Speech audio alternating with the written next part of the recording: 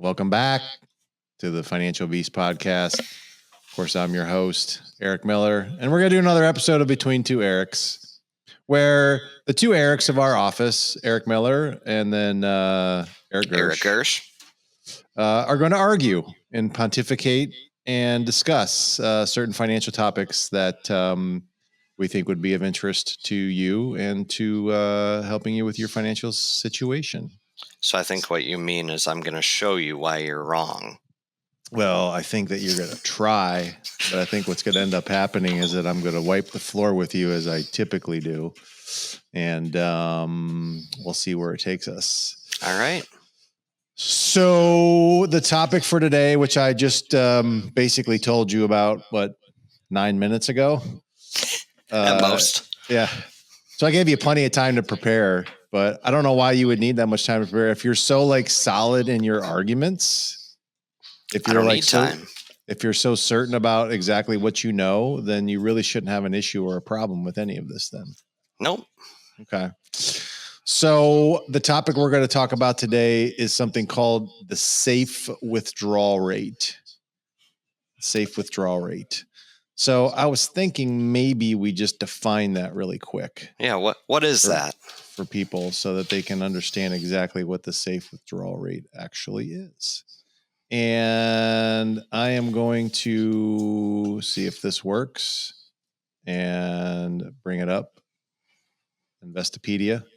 Can you see it on the screen? Yep. Okay. So this is going to be the definition of the safe withdrawal rate.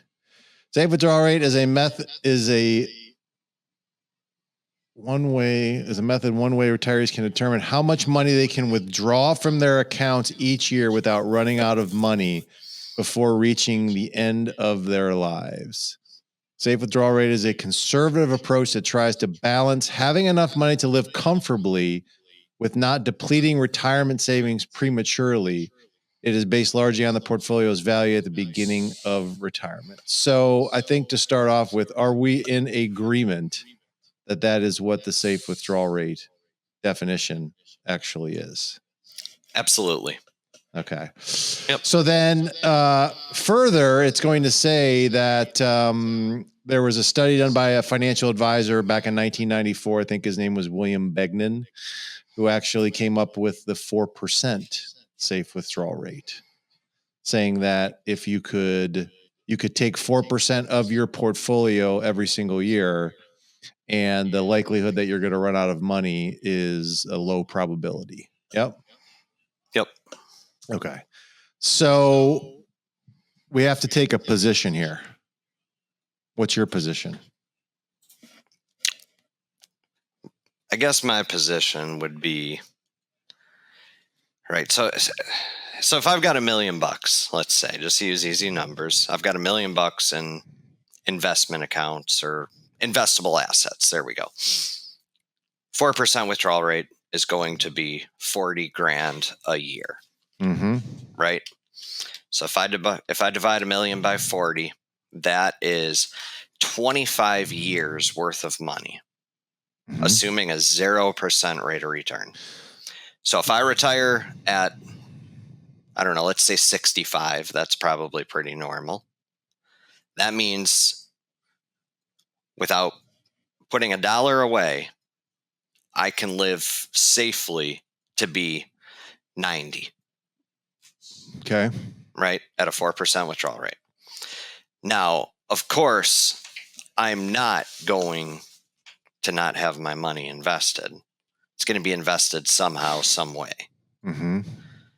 So what I have to look at, of course, is what is the average return over the long run on my portfolio. Mm-hmm. If my average return is, I don't know, let's say 4 to 5%, and I'm pulling out 4% a year, mm-hmm. I should theoretically die with about $1 million still sitting in my investments. So I think the 4% withdrawal rate, the study was more based upon how do I die with the same amount of money I retired with. And to some people, that's important, right? If I have kids or obligations or whatever it may be, and I want to leave money to the next generation, obviously not blowing through it is important. If I'm a single guy with no wife and no kids, I can undoubtedly take out more than 4% because if I die with $1 in the bank, I don't care. But nonetheless, regardless of which one of those extremes I am, die with everything or die with nothing, if my money's invested, I don't see any reason I can't comfortably take out 5 or 6%. I'm not saying that a safe withdrawal rate is going to be 8% or 10%. That's going to kill any portfolio over 20, 30 years, no doubt. But returns are going to offset withdrawals to some degree. Okay. That's your argument? That's my argument. So you think 4% actually is relatively conservative, depending, or it's really based upon what you want to do with the money, how much you want to have left over. Yeah, and I think it's important to remember when you say 4% and then you jump to say 6%, right? Logically, you're like, oh, that's a 2% increase. That's nothing. It's not a 2% increase. It's a 50% increase in how much money you're pulling out. Because 4 times 1.5 is 6. It's a 50% increase. Yeah. Okay. So, the difference between 4 and 6 is not 2%. It's 50%. Yes. So I guess my contention has always been this. When you are taking out and not putting back in, you're eventually going to get to the bottom of the cookie jar. Yeah. Right? Yep. So to give someone the idea that it is actually safe, I think it's just a bad word to use. I could agree with that. Because if most of the people that we talk to operate on statistics, and they look at their metrics, and they look at their patient visits, and they look at their revenue, and they look at their profits, and they look at charts. And if they look at a chart that is starting to go sideways to down, they're never going to say that that's safe. Yep. Right? It looks like something is creating a dangerous situation, if anything else. So I guess I don't really have any problems with your argument as far as the probabilities. Like, do I think you could take out 4% a year and probability of not running out of money and having something significantly left over is pretty high? Yeah, you're probably right. Yeah. You're probably right. But is that safe? It's not necessarily safe, because you don't really take into consideration any life events. You don't really take into consideration, the tax rate, the inflation rate, any of those things. I mean, safe withdrawal rate is a rule of thumb. Yeah. Right. It's nothing more than that. It's a quick calculation that you do off the top of your head. It's not. Yeah. I mean, there's a million and one other factors, of course, that. Yeah. So I guess it goes back to me, like, is that the ideal that people should be building towards for their retirement? No, I don't think so. No, I agree with that 100%. And I knew you were going to tie it back. I was going to tie it back to this myself. Which is what? Income streams. Yeah. What do you have, that's coming in each month reliably, whether that's Social Security, rental income, annuity income, things that are guaranteed or close to it. Yeah. Money in the mailbox per se. So I would definitely say that if we're looking at like what's a safer condition to be in, like what's a safe condition to be in, if you got $10,000 of rental. Oh, let's take a client that we were talking about yesterday. I won't mention his name, but it was a client that sold, had an optometry practice that sold. Yep. Okay. And he sold his practice that he's going to get an income source from that for how long? It was 10 or 15 years. I think Let's it was 15. 15. Let's say it's 15 years, and let's say he's going to be getting 5 G's a month for 15 years. Yep. Whatever that is. Okay. I mean, that's not necessarily safe money because he's dependent upon the people that are running it to actually produce the income source. Yep. Right. He also owns his building, and he's getting what, 7 G's a month from that. That's probably a little bit more dependable, I would think. I mean, it's not yes and riskless. no, because I mean the guys that are running the practice are renting the building. So if they did, yeah, but could tied together. But could he find another person to put in that building to? I mean, it's another option. Yeah. Oh yeah. He could rent it to someone else if worst case scenario happens. Yeah. And then of course he does have retirement accounts, right? Yep. He's got IRAs and 401ks that, he'll be able to draw from. I don't know how much he'll be able to draw from those. And then he had, insurance and annuities and those kinds of things. Yep. So, and then he got Social Security as well. So he will in the future. Yeah. Yeah. So he's looking at what was that, like 5-6 different income sources that he's going to have at that point in time? Yep. That's safe. That's very safe. Yeah. That's what safe is. Because that puts you in a position now where, okay, I'm not relying on just one, or I'm just not putting all of my retirement in IRAs and 401ks and then or brokerage accounts and marketable securities, and then kind of hoping that, we have a portfolio that can deliver the goods that we need. No. And I think this goes back to, what do we try to do with clients? I know with every single one of my clients, the goal is ultimately the same, right? Everybody wants to grow their business.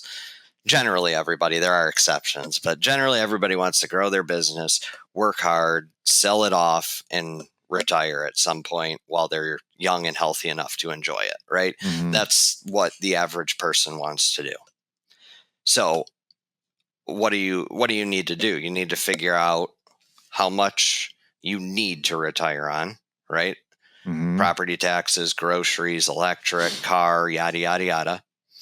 And how much do I desire to retire on? So let's say I need 10 grand a month and I desire 15 a month, mm-hmm. right?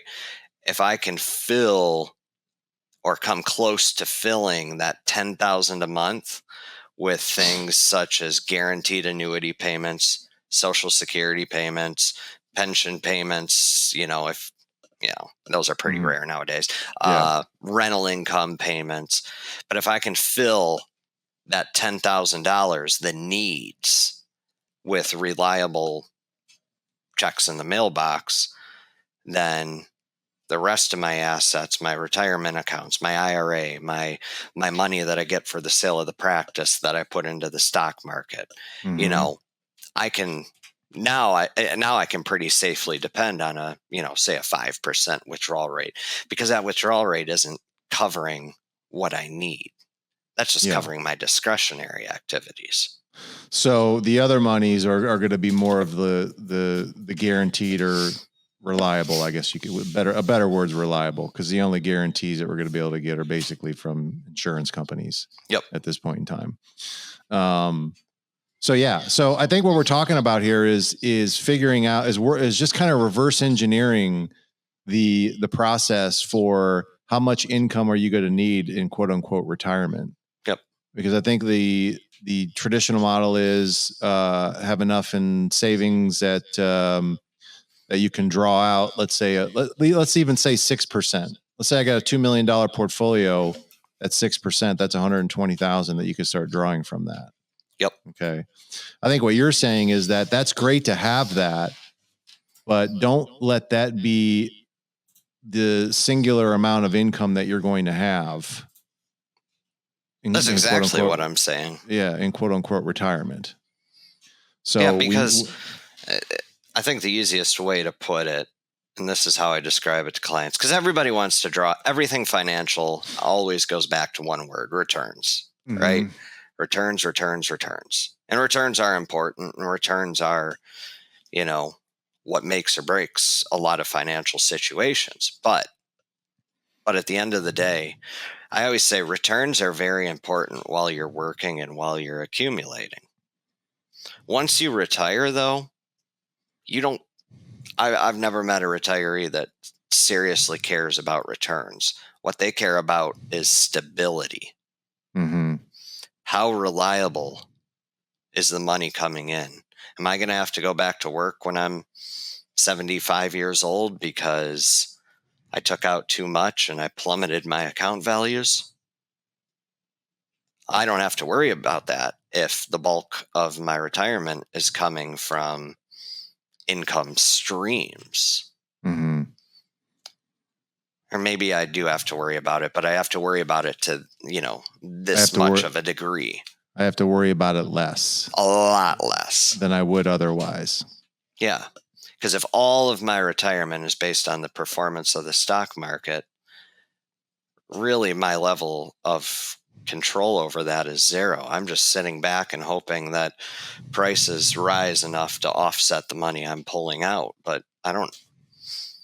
So, wow. Okay. So to kind of go off on this then, because this wasn't going to be a pitch for annuities or life insurance. Why do those things just get crapped on so much? Well, because here we go. I mean, we have, if we're talking about a condition where we can comfortably take money out and never have to worry about outliving it. I mean, that's what those products and services do. Yeah. So, well, the reason they get crapped on, like the word I love that phrase. That was a great professional phrase to use. It was. I was gonna say it differently, but we're trying to keep it this user friendly and Yeah. No, the reason that happens is, once again, returns. People are so focused on returns, right? And I know without basically a shadow of a doubt that if I'm 40 years old and I buy an annuity, I'm going to earn less in return than I would if I took that same money and put it in the S&P 500 index fund for the next 15 years. My return is going to be lower, hands down, barring some crazy Great Depression scenario. Right. Oh, we can definitely get into that. We're not getting into that. Okay. That's for another day. Okay. I know returns are going to be lower, but I also know that 15 years from now, person one is going to spend their retirement not worrying about their money showing up. They're just going to walk to their mailbox once a month and grab that check. Person two might have earned more return, but now they're going to spend their time mentally obsessing about the market and our returns keeping up with performance. And, every down market is a heart attack. Like, oh my God, is this the end of it? Am I going to have to go back to work? Yep. So what do you want? And maybe the answer, like everything in life, isn't one or the other. Maybe it's a bit of both. It's somewhere in the middle where, like I said, you have enough guaranteed or reliable money to cover your needs, and then the rest of it can be thrown in the market and more aggressive, and that's fine. Yeah. It's amazing to me how little it takes to put into some kind of a product like that to create a income stream that would almost match what you would get keeping it in, the public markets or marketable securities. Yeah. Okay. You don't have to take that much to do that and, or commit that much to do it. And you don't have to do it forever. You just need a little bit of time for it to accumulate and be able to get the benefits. But the back end benefits, people don't look at what the cash flow could create in those types of products. No, they just look at their statements and they see my Charles Schwab account went up 8% this year and my annuity went up 3%. The annuity is garbage. I don't need it. That's End right. of discussion. It's really that. Simple. Yeah. And they don't look at longevity. They don't look at how long they may live. They don't look at any of those things. They don't look at the payout percentage of that particular annuity. And again, I'm not, I think one of the things that I like about what we do is that we're not pigeonholed into any kind of investment dogma, so to speak. No. Meaning that I think all of us in this office see the value of putting money in public securities and the markets. Yeah. More so, some more so than others. I think everyone in this office sees the value of carving out a portion of someone's portfolio for insurance-based products and annuities for guaranteed income. I think everybody sees that. And I think everyone sees the value of investing in real estate and or some other alternative investments as well. Yep. For capital appreciation. And I don't think there's anyone that's pigeonholed into, anyone, although Zach does like the public markets probably a little bit more. But, I was waiting for it. Yeah. Yeah. So, that to me, then it just then, how do we build something that will be sustainable and will provide income, the correct amount that someone's going to need, and looking at all three of those types of investments and then building something that matches that. And once you do that, I think the results speak for themselves. I know you've had a lot of people that have sold over the last 5 to 7 years. Yep.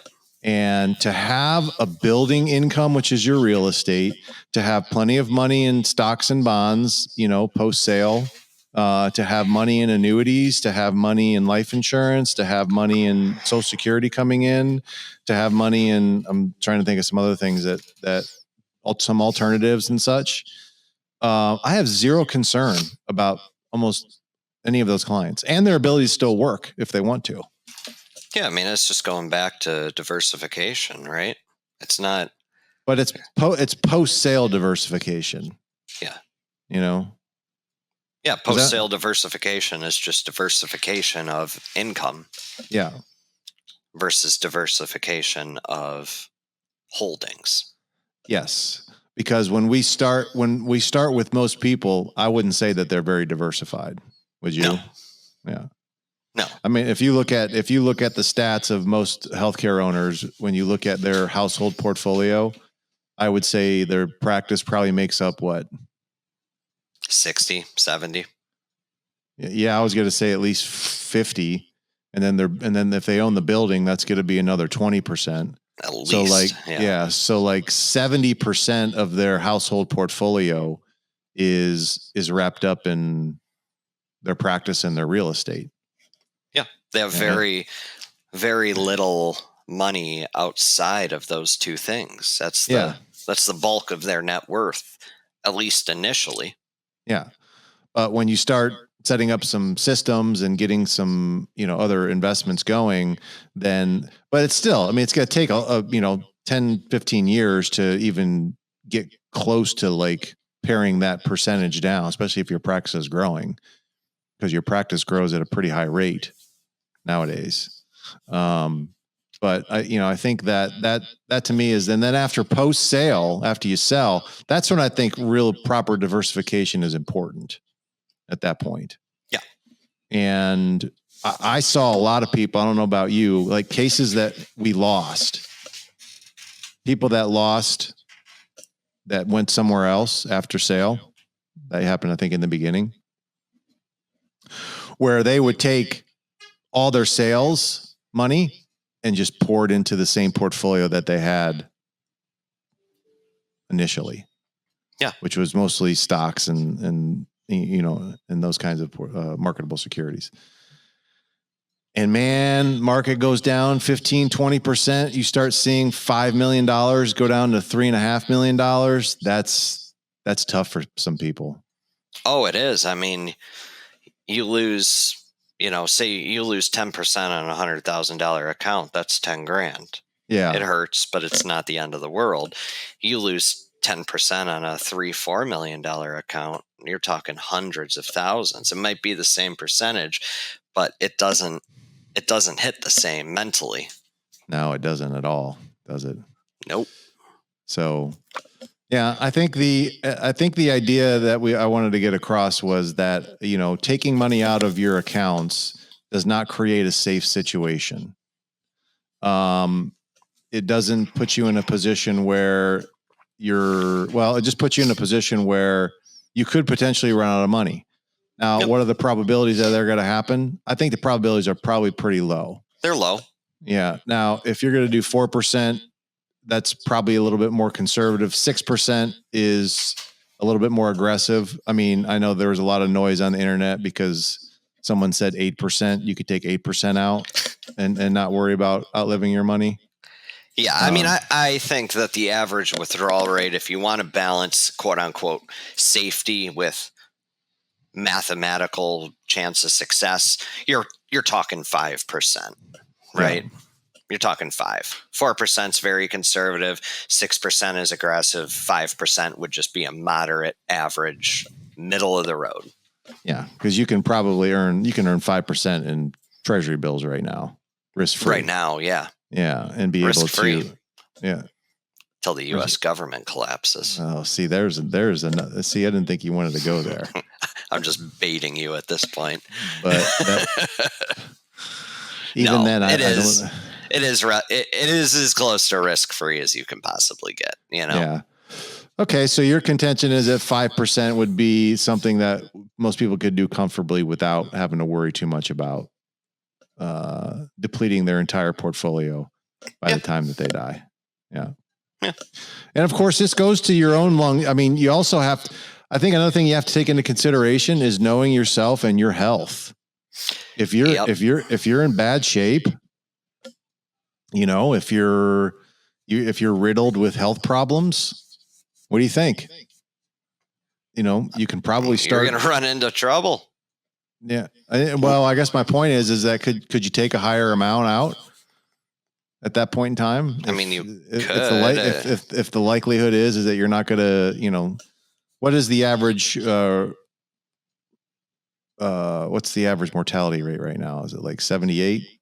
Yeah, 79, somewhere around there. It's right around there. Yeah, that does not seem very old to me anymore. No. So, you retire at 65, that's only 13 years later. Yeah. So, but retirement, and this is something that the safe withdrawal rate, no matter what percentage you use, it doesn't account for this. But retirement is generally shaped like a U from a spending percentage, right? At the beginning, everybody's up at the top. I'm newly retired. I can catch up on my travel. I'm young. I'm healthy. Hopefully, I want to update my kitchen. I want to go see my grandkid. I just want to do all this stuff that I was always putting off because I had to work, right? So for the first year to 3 years, generally, you're up high. Then you get caught up on that stuff and your spending typically goes down, stays down. And then the older you get, it starts creeping back up because of healthcare expenses like long-term care. Yeah. And that's a whole nother issue. We can talk about that on another podcast. But I mean, people need to think about getting long-term care. That's for sure. Especially in your 40s, 50s, and 60s. Yeah. I mean, I think the simple thing for today, though, is long-term care, which happens to 7 out of 10 people, can very quickly erode a portfolio to the point where you're not taking out 5%, you're taking out 15%. And now your years have gone from decades to, I can count them on my fingers till you're broke. Yeah, that's for sure. I didn't think about that, but you're right. Long-term care expenses. I mean, I got a dad that's 86 years old who's luckily not in a home right now. He's still living by himself, but it's just one fall away. He'd have to go in there and it would probably, deplete most of his portfolio in, I don't know. Oh, yeah. 7 or 8 years, maybe. I have a grandma in a memory care facility. She's been there since 2019 and it's $6-7 a month. Yeah. And for that to be 5%, she would have had to, she would have to have about $1.5 million put away. Yeah. She doesn't have that. Yeah. So I think the biggest variable is going to be on that this is why you have to build in a factor of safety, just like you said, when you're coming up with your desired income amount. You have to make that amount high enough so that it gives you a buffer. So if you think that you actually I can get by on 10,000, your actual number that you're shooting for should probably be about 20, because you're going to be faced with expenses that you don't know about, especially if you haven't planned for them. So I would definitely say for most practice owners, people in the healthcare, your minimum desired income target should be at least $20,000 a month before you decide to transition. Meaning that after post sale, you're going to have $250,000 a year. Yeah, you're going to have a minimum of $20,000 a month. And if you guys want to work backwards on how much you're going to need in total assets on that, it's going to be right around $5 million in total assets. Yep. So that would mean value of your practice, value of your buildings, value of all of your other investments, and then whatever Social Security would be able to produce at that point in time. Yep. That's the number that you should do.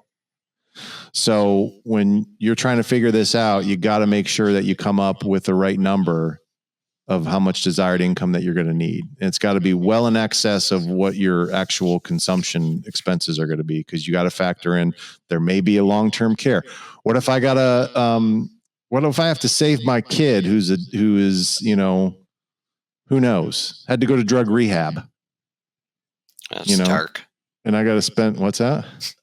That's dark. I know, but no, I mean, life happens. Life happens. Like no one seems to prepare for those kinds of events. No, rules of thumb do not account for, one-off life events. Yeah, it's true. That's for sure. So I think that's pretty good. All right. All right. I think we solved some problems here. Yeah. Work backwards, build in your income streams and supplement the rest, but don't rely just on the market generating X percent so you can pull out X percent. It's very good. I'm actually semi-impressed with you today in your knowledge of this. You should be. I'm semi-impressed with your ability to articulate a thought that seems to make sense. I'm not impressed with your beard and your scruffy look at this point in time. It's well kept. I'm just not impressed with it. Oh. But everything else I was fairly well impressed with. So nice job. All right, I'll take that. All right. I'll take it. That's another episode of Between Two Erics. We'll see you guys next time.